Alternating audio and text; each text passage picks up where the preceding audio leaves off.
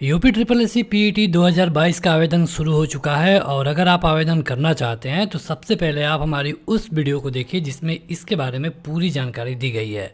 मतलब कि पूरा नोटिफिकेशन आपको उस वीडियो में एक एक लाइन पढ़ के बताया गया है। आपका कोई भी सवाल होगा तो वहाँ से क्लियर हो जाएगा। यहाँ पर आप यूपी ट्रिपल एस सी की वेबसाइट पर आने के बाद लाइव एडवर्टाइजमेंट वाले पे क्लिक करेंगे। यहाँ पर आपको पीईटी 2022 का फॉर्म दिख जाएगा। आवेदन शुरू हुआ है 28 जून से और 27 जुलाई तक आप इसका आवेदन कर सकते हैं। इसका आवेदन करने के बाद आपको इसमें मॉडिफिकेशन का भी टाइम मिलेगा, हालांकि वो आवेदन ख़त्म होने के बाद मिलता है। आवेदन करने से पहले आप विज्ञापन ज़रूर पढ़ लें और इसके लिए आपको एडवर्टाइजमेंट वाले पे क्लिक करना होगा और अगर आपने पढ़ लिया है तो आपको अप्लाई वाले पे क्लिक करना है। यहाँ पर इस वीडियो में हम आपको लाइन बाय लाइन फार्म आवेदन करके दिखाने वाले हैं और इससे आप अपना फार्म अपने मोबाइल से भी आवेदन कर सकते हैं।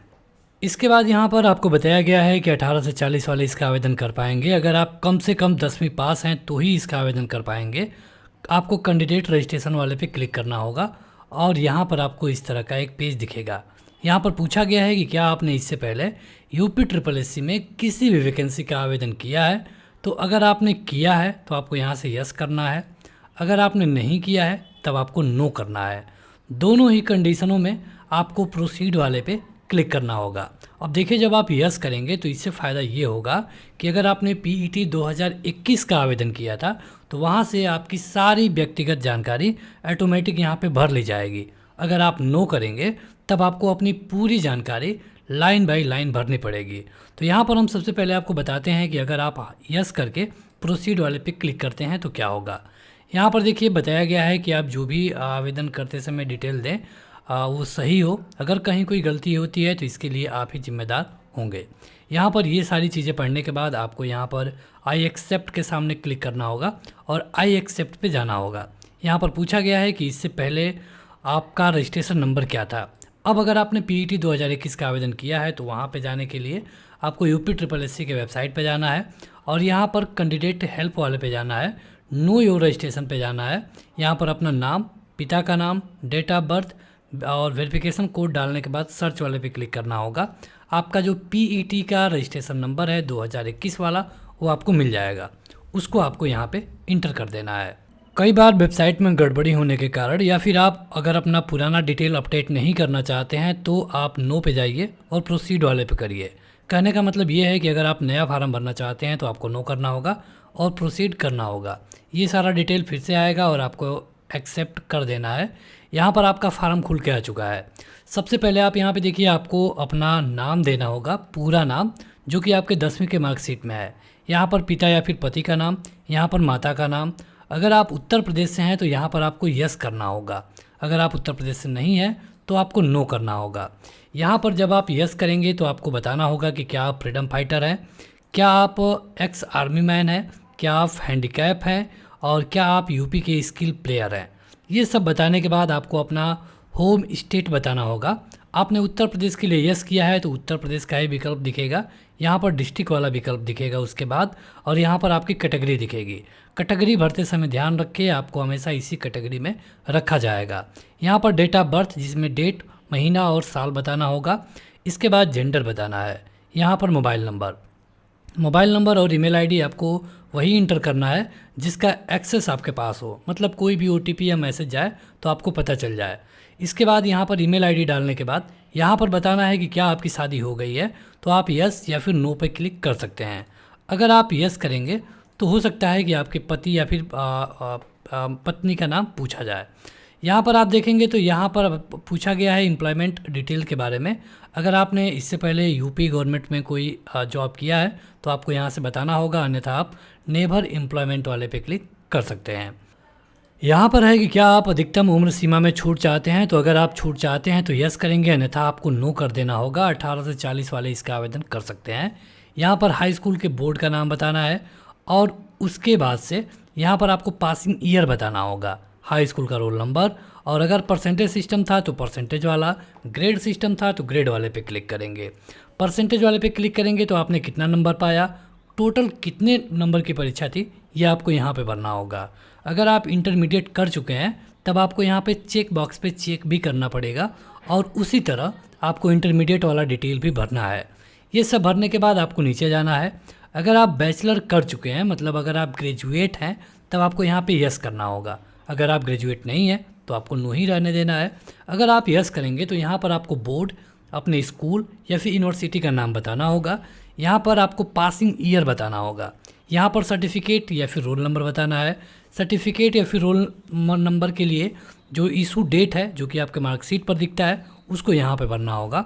और यहाँ पर बताना है कि क्या वहाँ पे परसेंटेज सिस्टम था या फिर ग्रेड। अगर आप पोस्ट ग्रेजुएट हैं तब आपको यहाँ पे यस करना है। अगर आप नहीं हैं तब आपको दोनों जगह नो ही रखना होगा और ये कैप्चा कोड यहाँ भर करके सीधे सबमिट वाले पे क्लिक कर देना है। उसके बाद आपका बेसिक डिटेल आपको कुछ इस तरीके से दिखने लगेगा। आपको एक बार सब कुछ मिला लेना है। अगर सब कुछ सही है तब आपको नीचे जाना होगा और यहाँ पे click here to proceed photo and signature वाले पे क्लिक करना है। जब आप UPSSC PET का फार्म भर रहे होंगे तब आपको दूसरे नंबर पे फ़ोटो और सिग्नेचर के लिए बोला जाएगा। फ़ोटो और सिग्नेचर अपलोड करने में आपको कई चीज़ों का खासा ध्यान रखना ज़रूरी होगा। यहाँ पर आप देखेंगे कि फ़ोटो और सिग्नेचर को अलग अलग अपलोड करने को कहा गया है, लेकिन जब आप सिग्नेचर करेंगे तब आपको ऊपर तो सिग्नेचर ही करनी है और नीचे आपको हिंदी में नाम लिखना होगा। अब जो ऊपर आपकी सिग्नेचर है ये तो आपका हिंदी, इंग्लिश, उर्दू, फारसी किसी में भी हो सकता है या फिर कोई चिन्ह हो सकता है, लेकिन जो नीचे आपका नाम है ये आपका नाम हिंदी में पूरा लिखा होना चाहिए। कई सारे लोग अपना नाम जो उनका सिग्नेचर होता है, कई सारे लोगों का सिग्नेचर उनका नाम ही होता है, तब आपको एक ही चीज़ 2 बार लिखनी होगी, क्योंकि यहाँ पे साफ साफ लिखा गया है कि अभ्यर्थी स्वयं अपनी हस्तलिखित में अपना पूरा नाम हिंदी में लिखे और अपने नाम के ऊपर हस्ताक्षर करके उसकी प्रतिलिपि स्कैन करके अपलोड करें। मतलब कि अगर आप अपने नाम को ही लिख करके सिग्नेचर करते हैं तब आपको अपना नाम ही 2 बार लिखना होगा। अगर आप सिग्नेचर करते हैं तो सिग्नेचर करिए और नीचे आपको अपना नाम लिखना है, वो भी हिंदी में, जो कि पढ़ा जा सके। यहाँ पर फ़ोटो को अपलोड करना है और यहाँ पर इस सिग्नेचर वाले को यहाँ पे अपलोड कर देना होगा। तो फ़ोटो और सिग्नेचर अपलोड होने के बाद आपको कंटिन्यू कर देना होगा।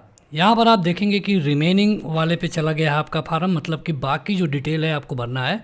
यहाँ पे चेक बॉक्स पे ट्रिक करना होगा, आपको आपका फार्म दिखेगा।